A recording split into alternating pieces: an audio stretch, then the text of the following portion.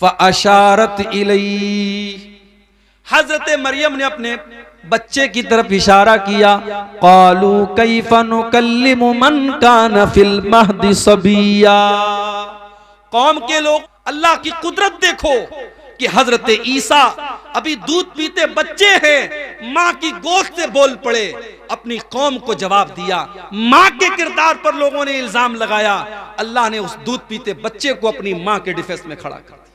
गौर से पढ़ो सूरह मरियम को, ये वही आयतें थी जो हबशा के दरबार में जब हजरत जाफर ने पढ़ी थी तो लोगों की आंखों में आंसू आ गए। उसमें जरा पढ़ो कि किस तरीके से हजरत मरियम की किरदार की अजमत अल्लाह ताला ने बयान की।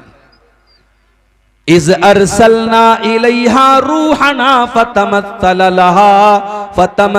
लहा बशरन सविया।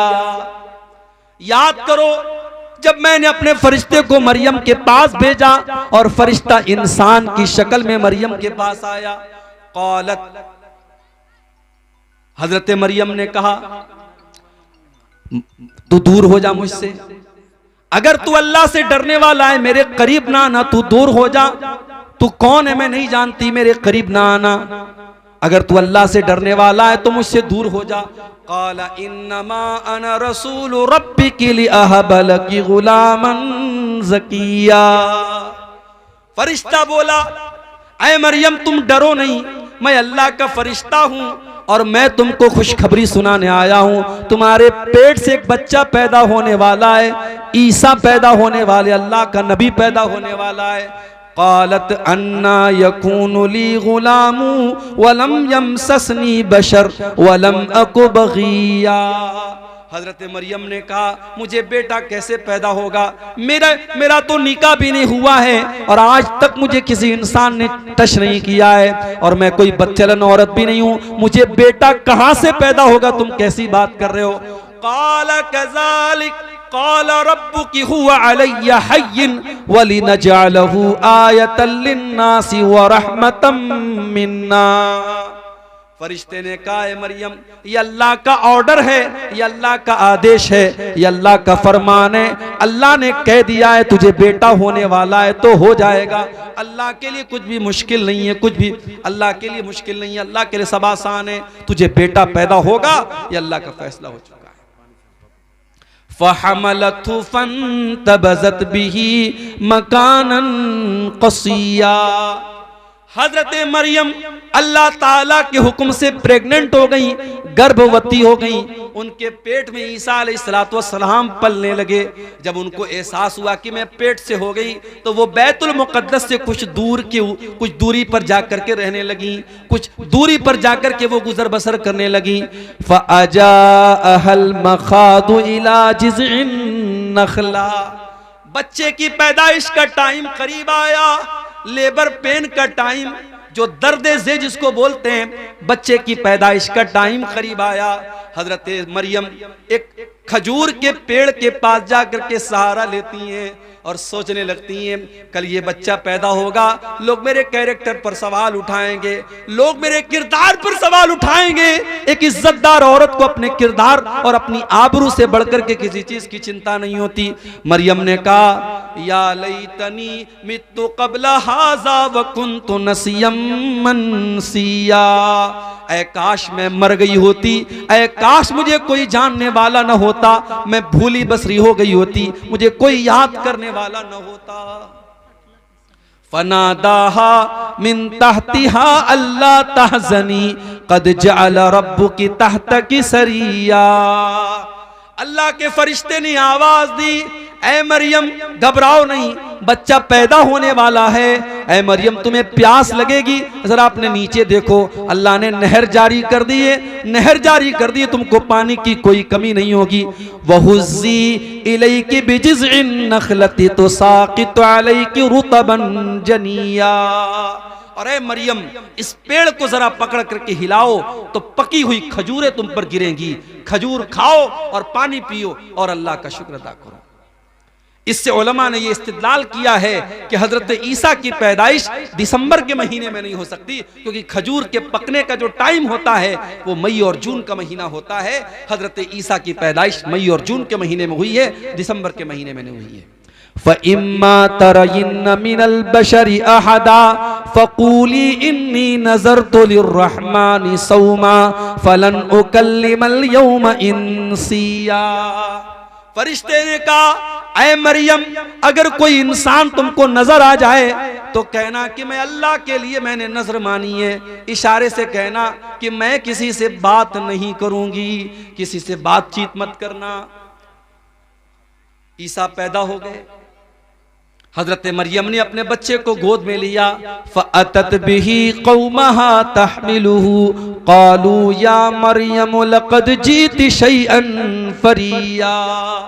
हजरत मरियम अपने दूध पीते बच्चे को अपनी गोद में लेती हैं और अपनी कौम के सामने आती हैं। कौम के लोग देखते हैं कि कुंवारी मरियम की गोद में बच्चा कहां से आ गया।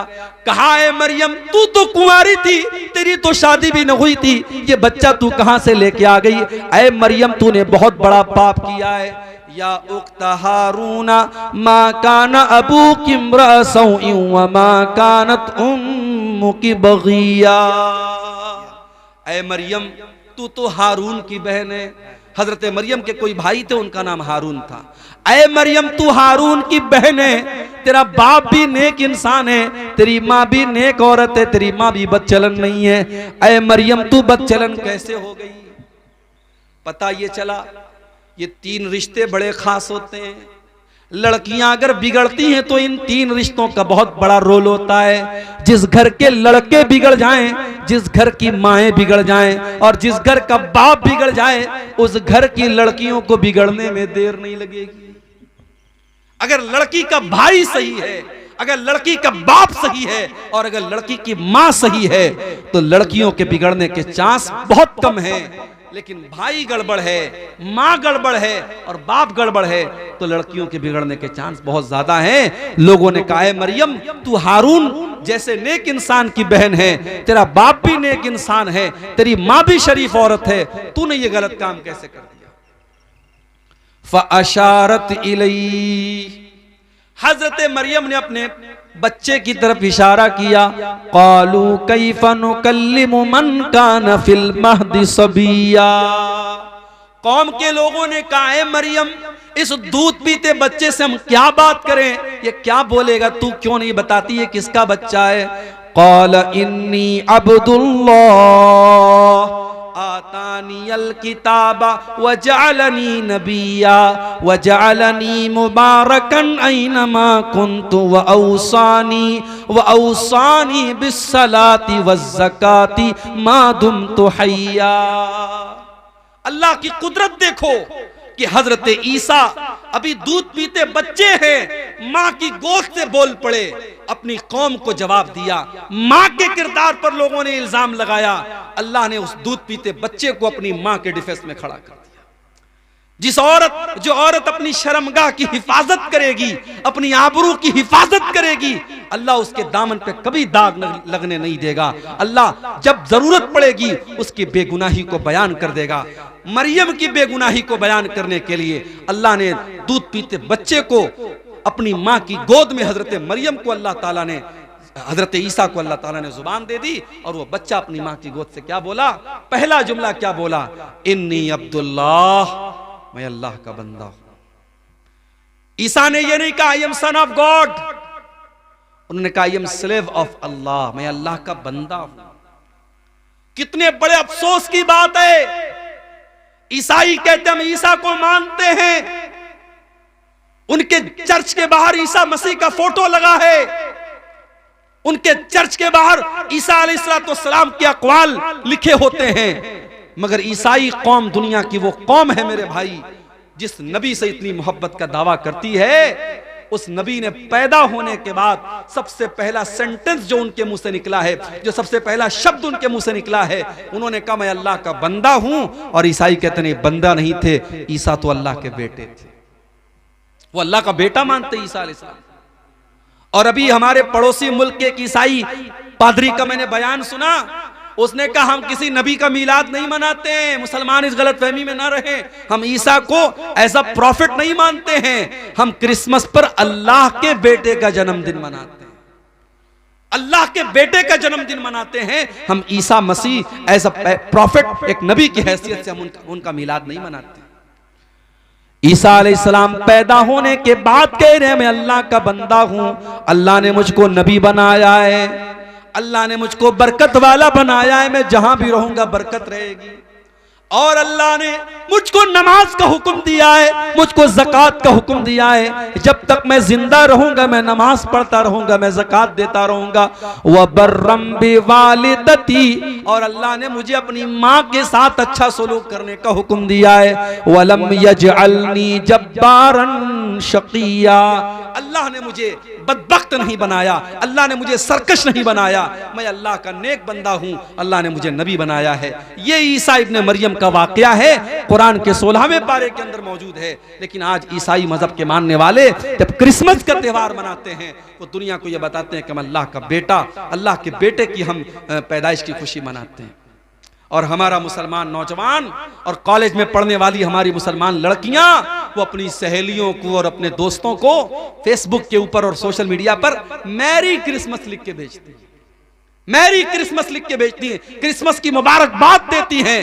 अरे मुसलमान, तू कितना बेगैरत हो चुका है, तू कितना बेगैरत हो चुका है। जिस त्योहार पर तेरे अल्लाह को गाली दी जा रही है, इससे बढ़ के अल्लाह के लिए कोई गाली नहीं हो सकती मेरे भाई। अगर अल्लाह का बेटा किसी को करार दिया जा रहा है, ये अल्लाह को गाली दी जा रही है। और अल्लाह ताला खुद कहता है, जब आदम का बेटा कहता है कि मैंने किसी को अपना बेटा बना लिया, तो आदम का बेटा मुझे तकलीफ पहुंचाता है, इंसान मुझे तकलीफ पहुंचाता है।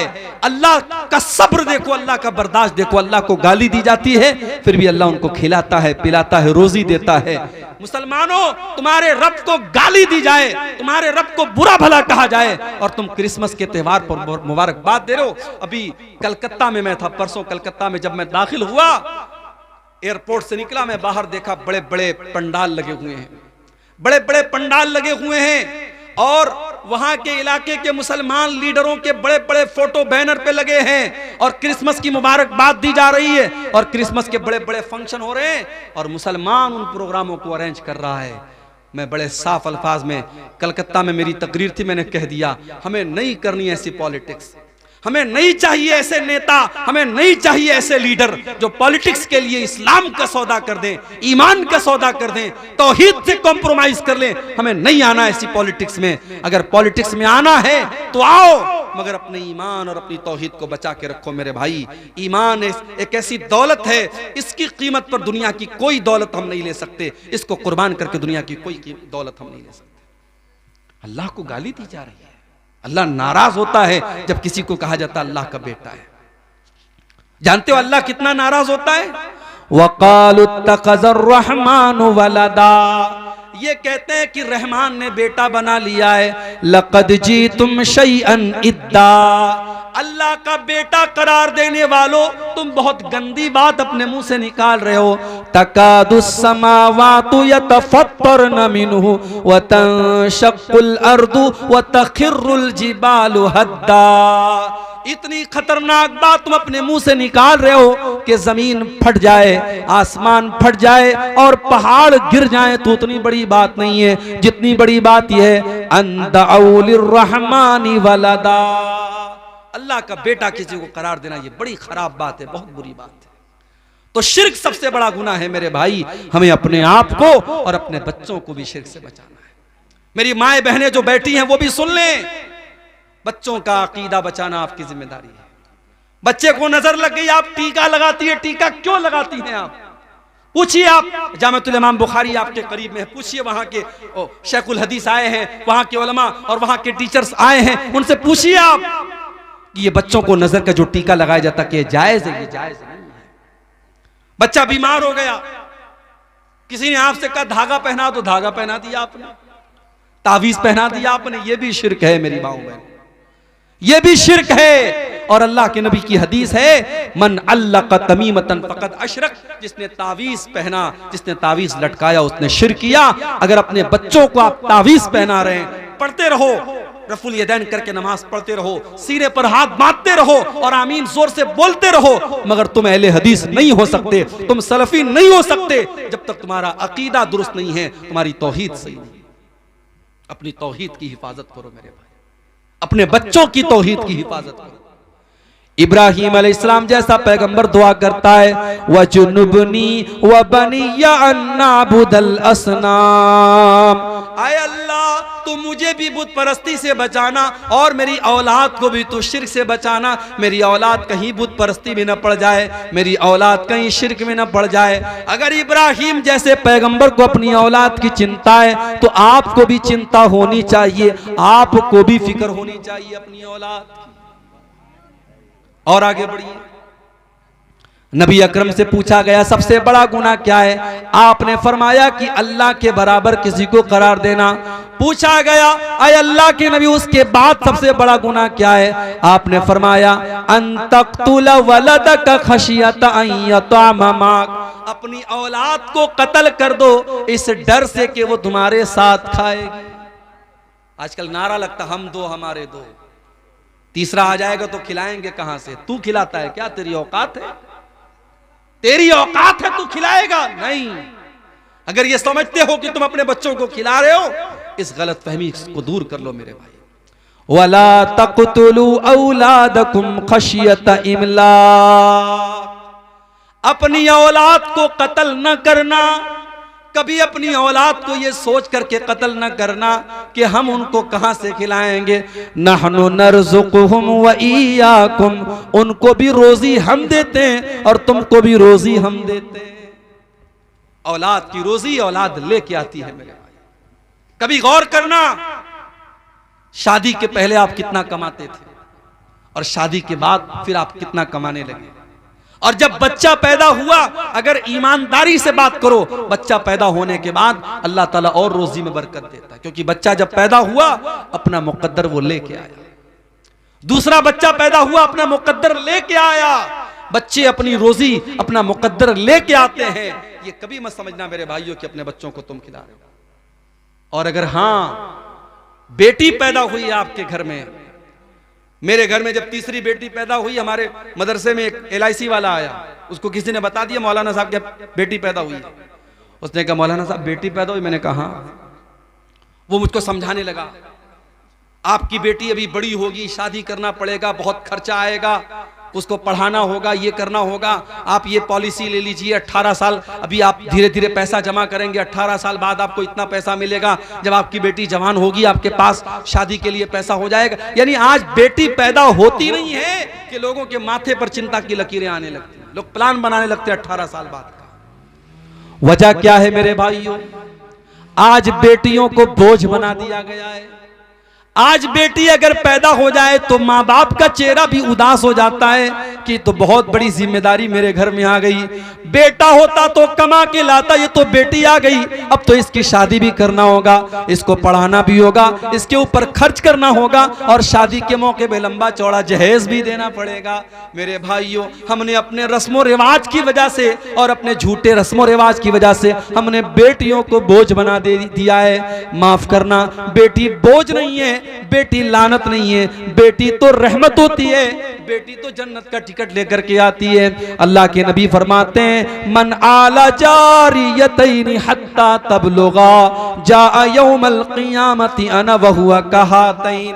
आपने अपनी दोनों उंगलियों से इशारा करके फरमाया कि दो बेटियों को जिसने पाला और दो बेटियों की जिसने सही तरीके से परवरिश की, वो जन्नत में अपने नबी के साथ रहेगा। वो कयामत के दिन इस तरीके से नबी के साथ आएगा जैसे ये दोनों उंगलियां एक दूसरे के साथ आती हैं।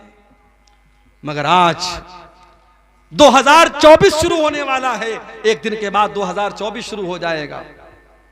हमारा भारत चांद पर पहुंच चुका है, चंद्रयान हमारा भारत का चांद पर पहुंच चुका है, मगर आज भी हर साल हमारे भारत में हजारों की तादाद में बेटियां अपनी मां के पेट में मार दी जाती हैं। एबॉर्शन कराया जाता है, उन बेटियों को मां के पेट में मार दिया जाता है।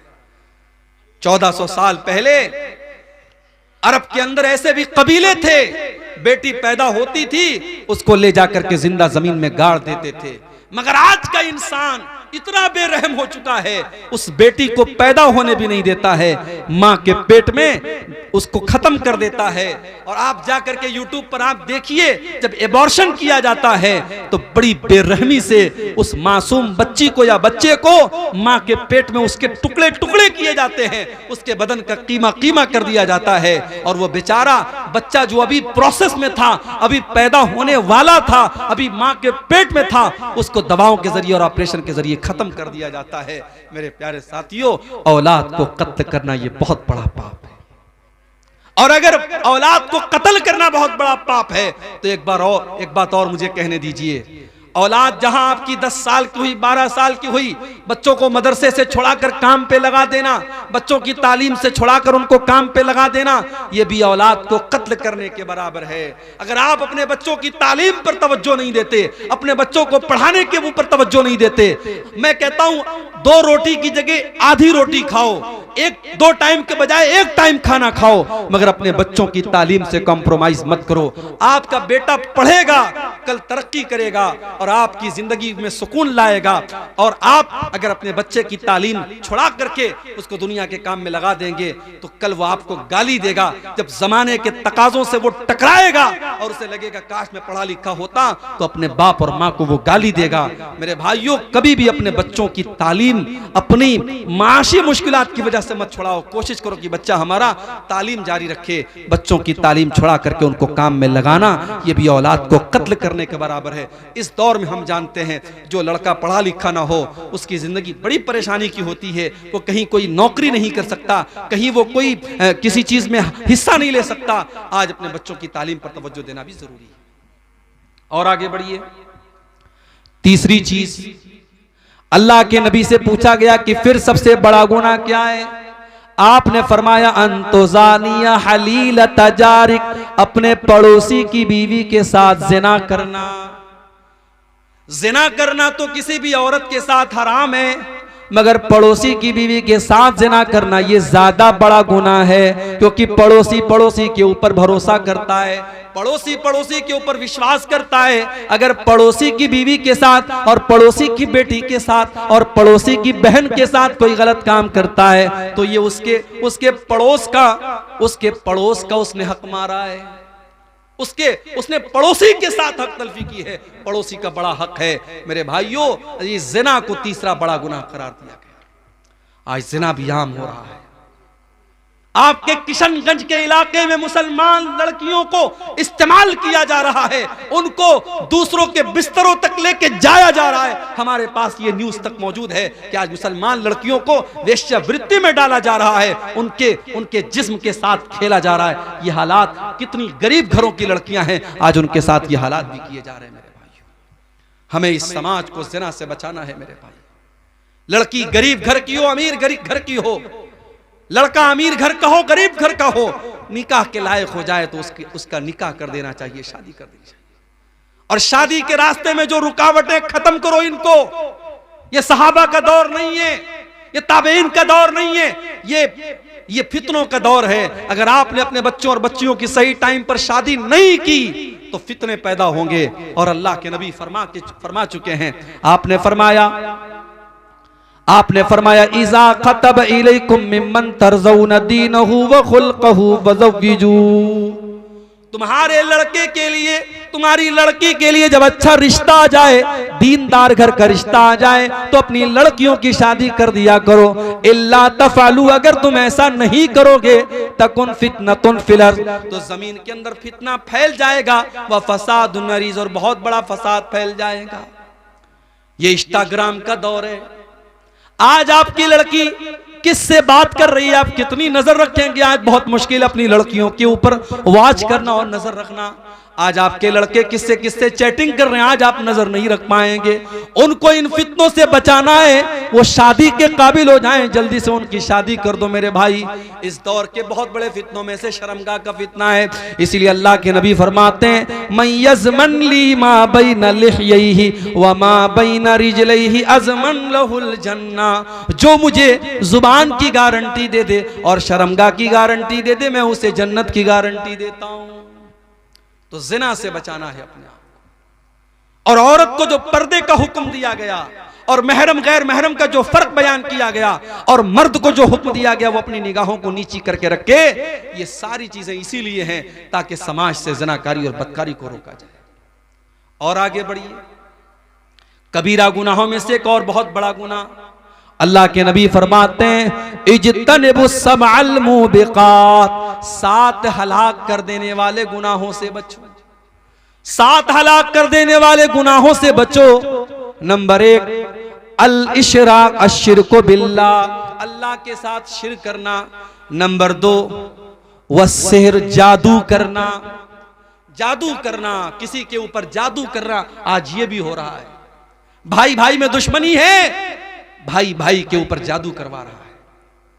सास बहू में झगड़ा हो गया, सास अपनी बहू के ऊपर, अपने बेटे के ऊपर जादू करवा रही है कि ताकि बहू और बेटे में ताल्लुक खराब हो जाए। ये हालात है मेरे भाई। बंगाल में और आपके बिहार में आज कितने केस आते हैं कि साहब घरों में सुकून नहीं है, जादू किया जा रहा है और लोगों को परेशान किया जा रहा है। जादू करना भी हराम है, जादू करवाना भी हराम है और जादूगर की बात की तस्दीक करना भी हराम है। अल्लाह के नबी फरमाते हैं मन अता अर्राफन फसअलहु फसद्दक़हु बिमा यक़ूलु, जो इंसान किसी अर्राफ के पास जाता है, किसी पामिस्ट के पास जाता है, किसी ज्योतिषी के पास जाता है, किसी भविष्य बताने वाले के पास जाता है और उसकी बात की तस्दीक करता है, ला तुक़बलु लहू सलातु अर्बईन यौमन, उसकी 40 दिन तक की नमाज कबूल नहीं होगी। 40 दिन तक की नमाज कबूल नहीं होगी अगर किसी भविष्य बताने वाले की बात आपने मान लिया। और एक हदीस में अल्लाह के नबी ने फरमाया फ़क़द कफ़र बिमा उन्ज़िला अला मुहम्मद, जिसने जादूगर की और ज्योतिषी की और नुजूमी की बात मान ली, उसने मोहम्मद की शरीयत का इनकार किया, उसने अल्लाह के दीन का इनकार किया। इसलिए जादू करना और कराना भी हराम।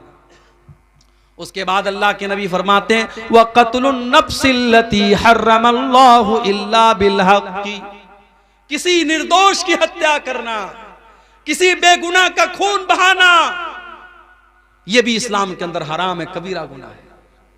इस्लाम इजाजत नहीं देता है किसी बेकसूर की हत्या करने की, और अगर कोई किसी की हत्या कर दे तो इस्लामी कानून में सजा यह है हत्यारे को भी कत्ल किया जाएगा।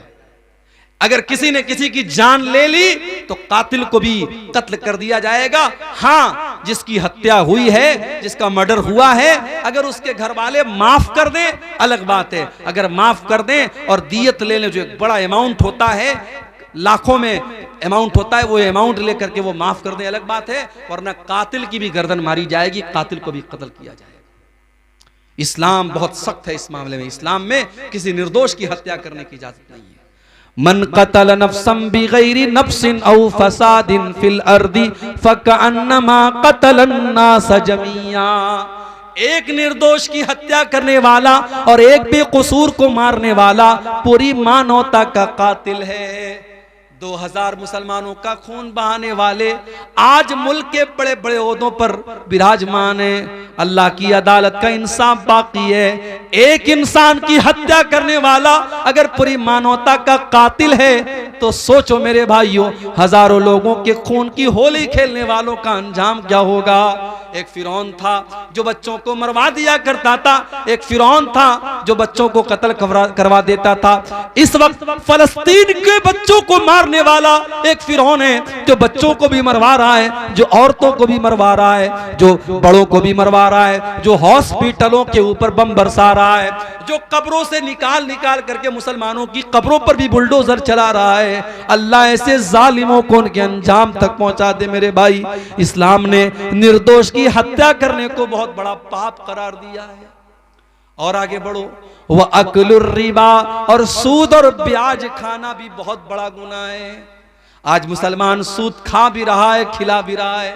आपके इसी बिहार में बंधन लोन के नाम से, औरतों के नाम से कितने लोग लोन ले रहे हैं। 1 लाख लोन लेकर के 1,10,000 दे रहे हैं। मेरे भाई जिस तरीके से सूद लेना हराम है उसी तरीके से सूद देना भी हराम है।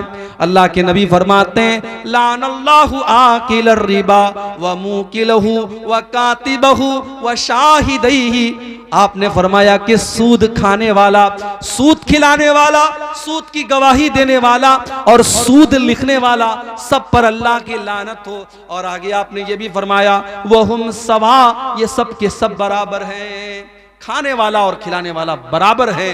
इसलिए मेरे भाई सूद और ब्याज से अपने दामन को बचा के रखो। जानते हो इतना बड़ा गुनाह है सूद और ब्याज का खाना कि अल्लाह कुरान में कहता है फ़इल्लम तफ़अलू फ़अज़नू बिहर्बिम मिनल्लाहि व रसूलिही। ऐ ब्याज खाने वालों, ऐ ब्याज खोरो, ऐ सूद खोरो, अगर तुम अपने ब्याज खाने से बाज नहीं आओगे तो अल्लाह से जंग करने के लिए तैयार हो जाओ, उसके रसूल से जंग करने के लिए तैयार हो जाओ। अरे कौन है जिसके अंदर अल्लाह से जंग करने की ताकत है? कौन है जिसके अंदर अल्लाह से लड़ाई करने की ताकत है? तो सूद खाना भी बहुत बड़ा गुनाह है। और जब सूद की बात आई है तो एक बात और बताता हूं, सट्टा और जुआ खेलना भी हराम है।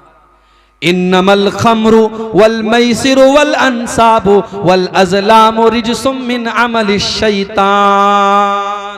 शराब पीना और जुआ खेलना और गैरुल्लाह के आस्ताने पर जाकर के वहां सर झुकाना और पासे के तीर निकालना किस्मत का हाल मालूम करने के लिए, ये सब गंदे काम हैं, ये सब शैतान के काम हैं। इनसे बचो तभी तुम कामयाब हो सकते।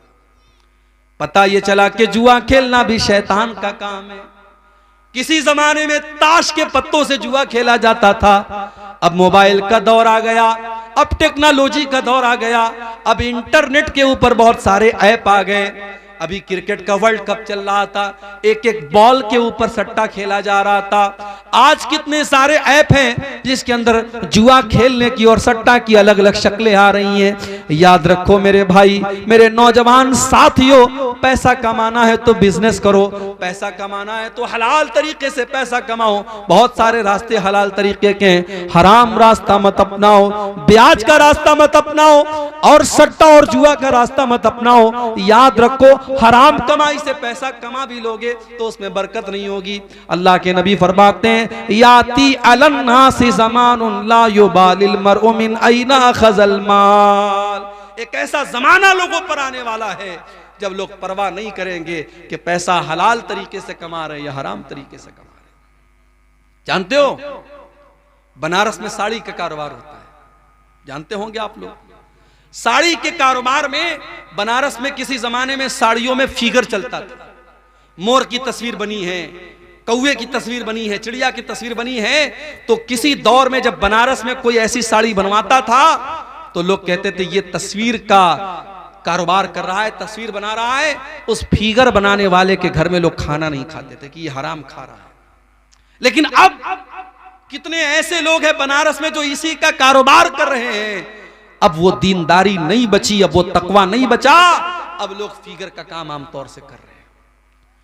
और अब हालात ये हैं जब वो कारोबार शुरू कर लेते हैं फिर अपने उलमा के पास जाके पूछते मौलवी साहब मैं ये कारोबार कर रहा हूं, मुझे करना चाहिए या नहीं करना चाहिए।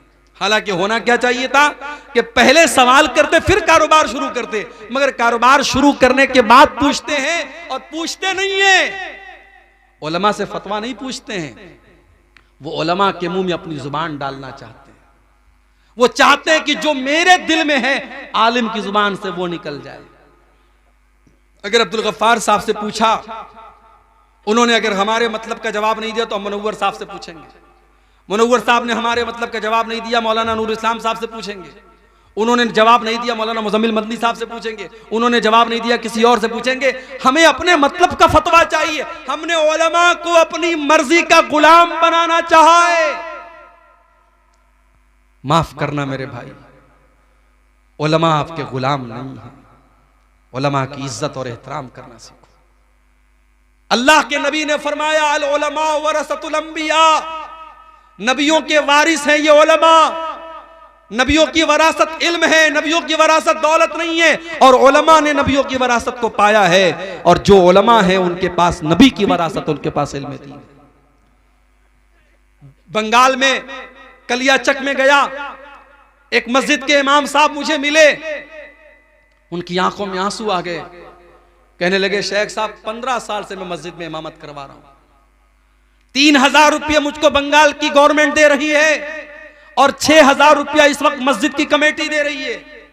मैंने थोड़े थोड़े पैसे जमा करके अपना छोटा सा घर बनाया।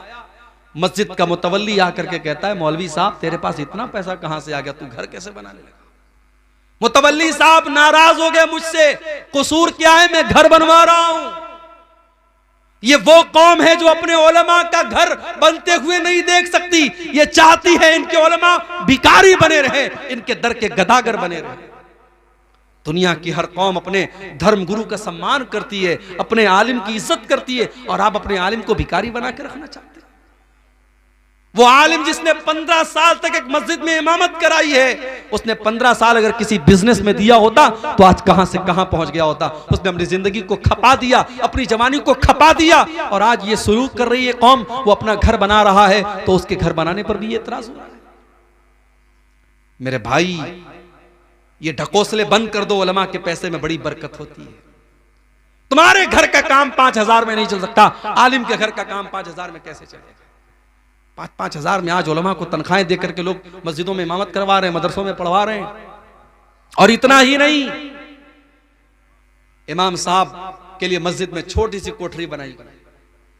इमाम साहब की कोठरी इतनी छोटी सी रखी जाती है कि इमाम साहब पैर फैला के सोए तो सर अलग दीवार में लड़े, पैर अलग दीवार में लड़े, इतनी बड़ी बस कोठरी होनी चाहिए। क्या मजाल है कि इमाम साहब अपनी फैमिली के साथ रह सके। इमाम साहब 6 महीने में छुट्टी लेकर तब जाएंगे फैमिली से मिलने के लिए। इमाम साहब के बच्चे अपने बाप के रहने के बावजूद यतीमी की जिंदगी गुजारे, उसकी बीवी बेवा की जिंदगी गुजारे, और हम और आप अपनी बीवियों के साथ, अपने बच्चों के साथ ऐशो आराम की जिंदगी गुजारे। ये कौन सा इंसाफ है मेरे भाई? अगर आपको अपनी फैमिली के साथ रहने का अधिकार है, अगर आपको अपने बीवी बच्चों के साथ रहने का अधिकार है, तो उस आलिम दीन को भी अपने बीवी बच्चों के साथ रहने का अधिकार है। उसके बच्चों को जीते जी यतीम क्यों बनाते हो? उसकी बीवी को जीते जी बेवा क्यों बनाते हो? अगर अपनी मस्जिदों में अपने इमामों के कमरे बनाते हो तो कान खोल करके सुन लो। अगर जर्रा बराबर अपने आलिम की इज्जत करते हो तो उस आलिम के लिए एक फैमिली क्वार्टर का भी इंतजाम करो। और एक बात और कह दूं, उलमा फरिश्ते नहीं है, ये उलमा आपके बीच के इंसान ही हैं। जो तकाजे आपके साथ है इनके साथ हैं, जो कमजोरियां आपके साथ है इनके साथ हैं। अगर आप गुनाह और गलती के काम करते हैं और कर सकते हैं, उलमा से भी सरजद हो सकता है, उनको फरिश्ता मत समझना। लेकिन अगर उलमा से गलती हो जाए तो उनकी इस्लाह की कोशिश करो। तुम्हें नजर आ गया फला आलिम ने कोई गलत काम कर दिया, अकेले में ले जाके समझा दो, मौलवी साहब समाज पर बड़ा गलत असर पड़ेगा। हमारे यहां तो साहब बाल की खाल निकाली जाती है।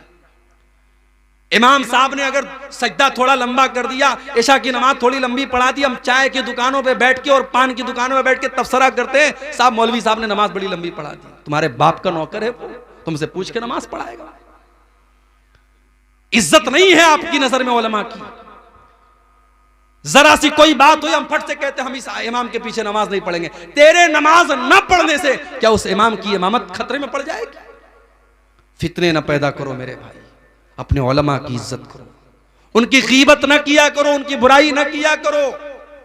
अल्लामा इब्ने असाकिर ने लिखा है, लुहूमुल उलमाई मसमूमा, उलमा के गोश्त जहरीले होते हैं। क्या मतलब? जब हम किसी की गीबत करते हैं, शरीयत कहती है हम उस अपने मरे हुए भाई का गोश्त खाते हैं। जब हम किसी की गीबत करते हैं गोया हम उसका गोश्त खा रहे हैं। जब हम उलमा की गीबत करते हैं तो समझो हम जहरीला गोश्त खा रहे हैं, यानी उसका गुनाह और ज्यादा पड़ेगा, क्योंकि आप एक आलिम की गीबत कर रहे हैं।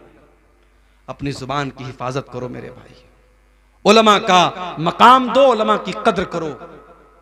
कबीरा गुनाहों में से गुनाह ये भी है मेरे भाइयों, सूद खाना और ब्याज खाना, व अक्लो मालिल यतीम, और यतीम का माल खाना।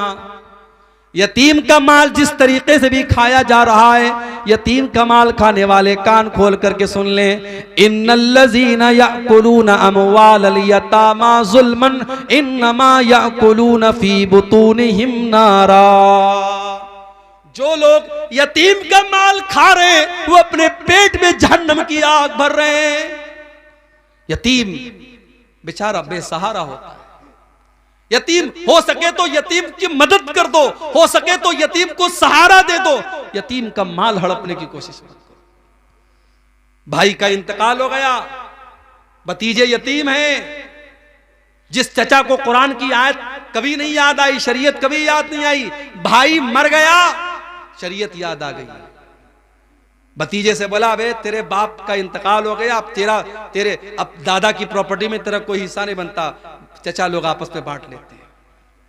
वो ये नहीं सोचते कि अगर हमारा भाई जिंदा होता तो आज इन यतीम बच्चों का हक मरते हुए नहीं देख सकता था। अगर आज भाई मर गया है और शरीयत का अगर ये कानून है कि भाइयों के रहते हुए भतीजे हिस्सेदार नहीं बनते, तो ऐसे मौके पर चचा लोगों की इंसानियत कहां चली जाती है मेरे भाई। अगर उस चचा के अंदर जर्रा बराबर इंसानियत है, वो अपने बाप से जाके गए, ठीक है शरीयत में हक नहीं बनता है, मगर जितना हक हमें मिल रहा है उतना ही हमारे इन भतीजों को भी आप दीजिए, ताकि इनके साथ नाइंसाफी ना। और दादा को भी चाहिए, दादा को अल्लाह ताला ने यह ऑप्शन दिया है, वो अपनी प्रॉपर्टी का 1/3 हिस्सा अपने उन यतीम पोतों के हक में वसीयत कर सकता है, वो करके जाए ताकि उन यतीमों का हक ना मारा जाए। मेरे भाई, किसी यतीम का कभी हक मत मारना। किसी की जमीन पर नाजायज कब्जा कर लेना भी कबीरा गुनाह है। अल्लाह के नबी फरमाते हैं, मन ज़लम शिब्रम मिनल अर्ज़ी, जिसने एक बालिश्त जमीन किसी की हड़प ली। एक बालिश्त समझते हैं, ये हाथ के पंजे का जो नाप होता है, इसको एक बालिश्त बोलते हैं। एक बालिश्त यानी एक बालिश्त कितना होता है? मेरे ख्याल से आधा फीट भी नहीं होता है। आधा फीट भी अगर किसी की जमीन आपने नाजायज हड़प ली, अल्लाह के नबी फरमाते हैं, तुव्विक़हू मिन सब'i अर्दीन यौमल क़ियामा, 7 जमीनों का तौक उसकी गर्दन में डाला जाएगा। या भाई बहन का पूरा हिस्सा डकार लेता है। बहन को मां का जेवर तो मिलता है, मगर बाप के जमीन और जायदाद में से भाई लोग कहते नहीं साहब तुम्हारा नहीं बनता, तुमको नहीं देंगे। अगर बहन मांग ले तो भाई नाराज हो जाते हैं, कहते हैं अगर तुझे हम हिस्सा देंगे हम सारी जिंदगी तुझसे बात नहीं करेंगे। बहनों को उनका हिस्सा नहीं दिया जाता। हम आज कहते हैं ना कि अदालत में मुस्लिम पर्सनल लॉ को खत्म करने की बात हो रही है और कॉमन सिविल कोर्ट की बात हो रही है। पहले अब मुस्लिम पर्सनल लॉ पर हम खुद तो अमल करें। मुस्लिम पर्सनल लॉ ये कहता है कि बाप अगर मर गया है और 1 लाख रुपया छोड़ के गया है और 2 बहनें और 1 भाई को छोड़ के गया है, तो 50,000 भाई को मिलेगा और 25,000 दोनों बहन को मिलेगा। लेकिन यहां तो पूरा 1 लाख भाई डकार जाता है, बहन को 1 पैसा नहीं देता है। याद रखो मेरे भाई, अगर आपने किसी की वरासत हड़प ली, व तअकुलून तुरास अकलन लम्मा व तुहिब्बूनल माल हुब्बन जम्मा, तुम लोगों की वरासत समेट समेट के खा जाते हो और माल से बहुत मोहब्बत करते हो। कल्ला, कर लो, ऐसा करने वाले कर लो, एक दिन ऐसा आएगा अल्लाह की बारगाह में तुमको इंसाफ देना पड़ेगा, तुमको हिसाब देना पड़ेगा। कबीरा गुनाहों में गुनाह और है मेरे भाई, क़ज़्फ़ुल मुहसनातिल गाफ़िलातिल मुअमिनात, किसी पाक दामन औरत के ऊपर झूठी तोहमत लगाना। जिना करना बहुत बड़ा पाप है और किसी पाक दामन औरत के ऊपर या मर्द के ऊपर जिना की तोहमत लगाना भी बहुत बड़ा पाप है। अगर किसी के ऊपर आपने झूठी तोहमत लगाई है और उस तोहमत को साबित नहीं कर पाए, तो शरीयत क्या कहती है? इन्नल्लज़ीना यरमूनल मुहसनाति सुम्मा लम यातू बिअरबाति शुहदा फजलिदूहुम 80 जल्दा। अगर किसी बेगुनाह औरत पर तुमने जिना की तोहमत लगाई है और 4 गवाह नहीं है तुम्हारे पास, तो इल्जाम लगाने वाले को 80 कोड़े मारे जाएंगे। और आगे क्या फरमाया? वला तक़बलू लहुम शहादतन अबदा, उसकी गवाही कभी कबूल नहीं की जाएगी। तो यह भी बहुत बड़ा गुनाह है किसी पाक दामन औरत पर झूठा इल्जाम लगाना। और आगे बढ़िए, रियाकारी करना, दिखावे के लिए नमाज पढ़ना, दिखावे के लिए दान देना, दिखावे के लिए रोजा रखना, दिखावे के लिए कुरान पढ़ना, रियाकारी भी बहुत बड़ा गुनाह है।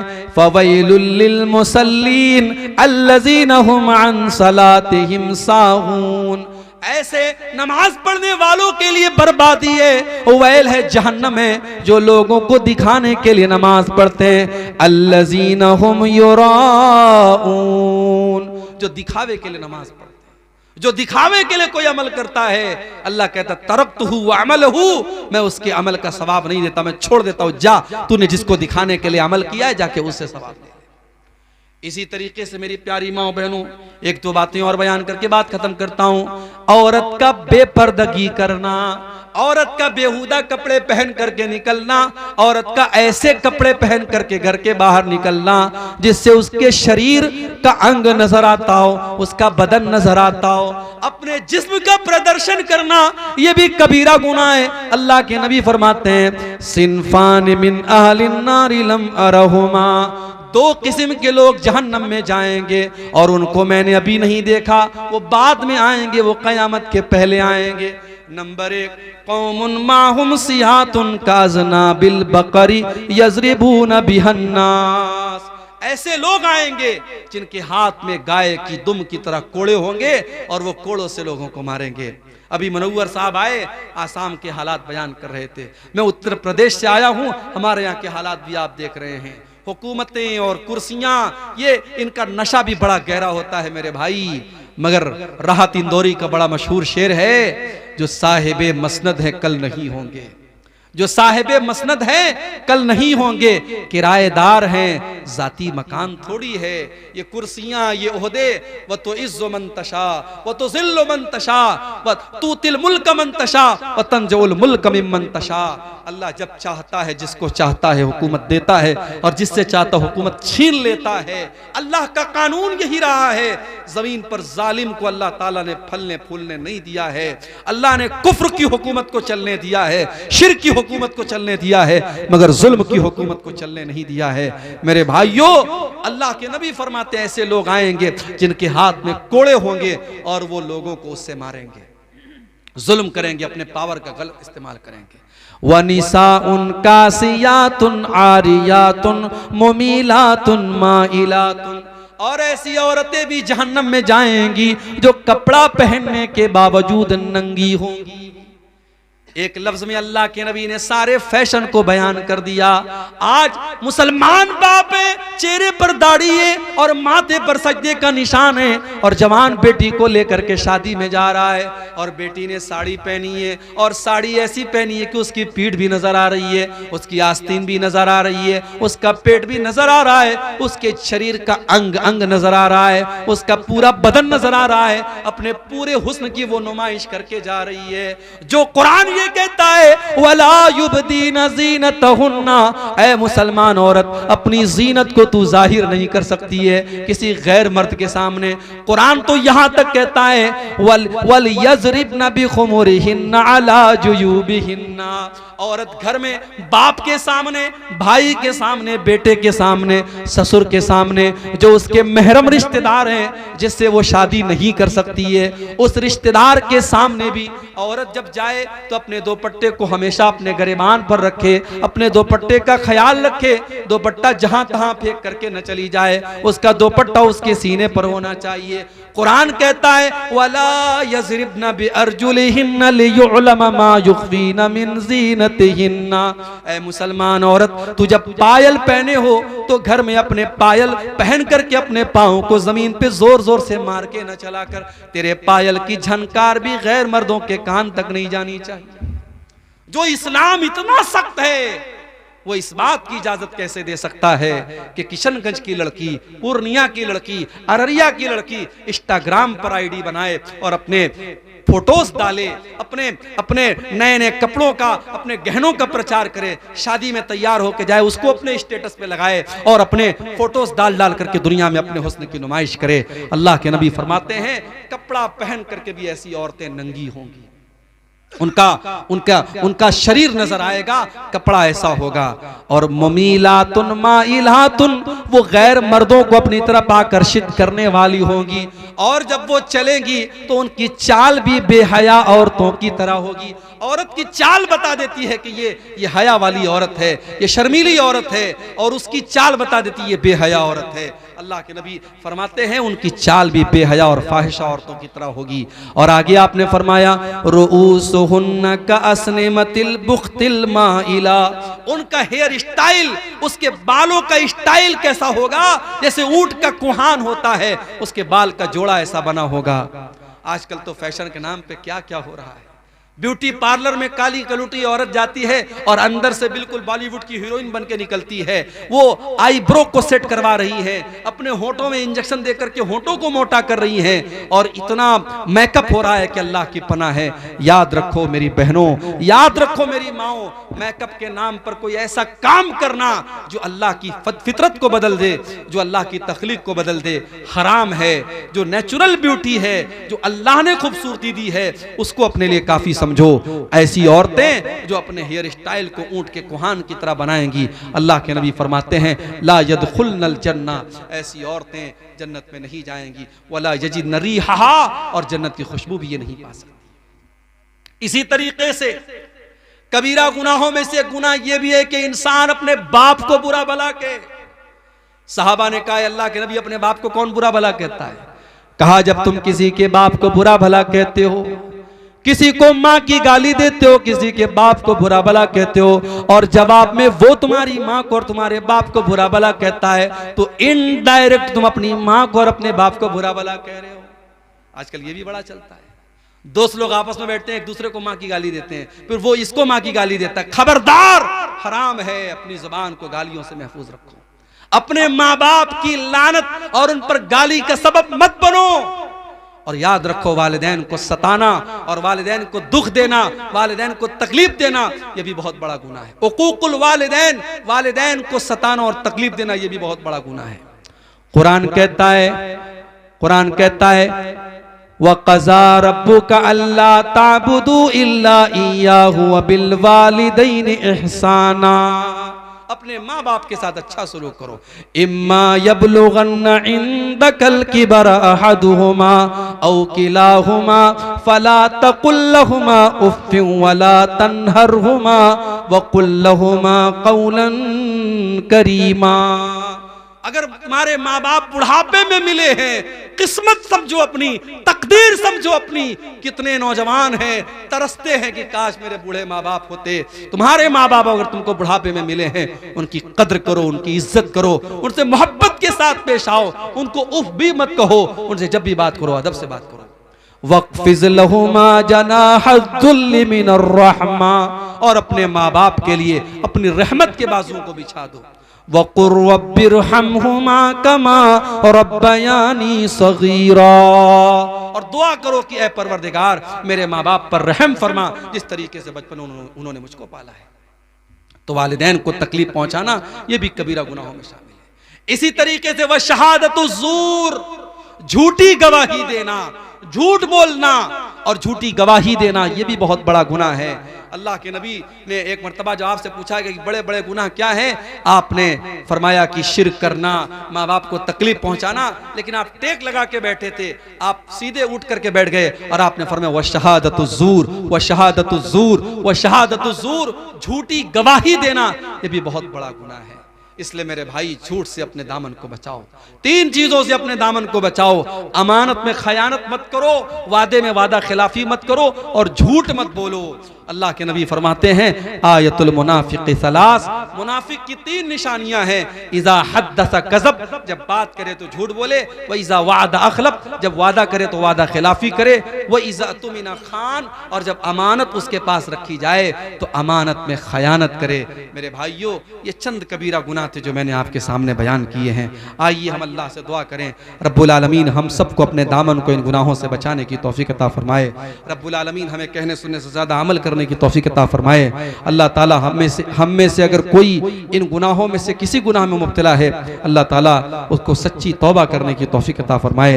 अल्लाह हमारी माओ बहनों की भी इस्लाह फरमाए, अल्लाह हमारे नौजवानों की भी इस्लाह फरमाए। आज का ये प्रोग्राम जिस मस्जिद की तामीर व तौसी के लिए हुआ है, अल्लाह इस मस्जिद का काम जल्द से जल्द हम सबको मुकम्मल करने की तौफीक अता फरमाए। जिन भाइयों ने अब तक मस्जिद की इस तामीर में हिस्सा नहीं लिया है या अपनी हैसियत के मुताबिक कम लिया है, मैं उनसे गुजारिश करता हूँ हूँ, जाते जाते आप मस्जिद को दान देते हुए और इस अल्लाह के घर में हिस्सा लेते हुए जाएं। अल्लाह आपके दान को, आपकी नेकियों को कबूल फरमाए। अल्लाह हम सब की इस मजलिस की हाजिरी को कबूल फरमाए। जो बीमार है उनको शिफा अता फरमाए, जो रोजी रोटी से परेशान है अल्लाह उनके कारोबार में बरकत नसीब फरमाए। जब तक दुनिया में हम जिंदा रहें, इस्लाम पर जिंदा रहें और हम सब का खात्मा ईमान पर हो, आमीन। व आखिर दावाना अल्हम्दुलिल्लाहि रब्बिल आलमीन। वस्सलामु अलैकुम व रहमतुल्लाहि व बरकातुहू। वालेकुम सलाम व रहमतुल्लाहि व बरकातुहू। माशाअल्लाह, जज़ाकुमुल्लाह खैर। शेख मोहतरम से हमने बहुत सारे मसाइल के ऊपर इख्तिसारन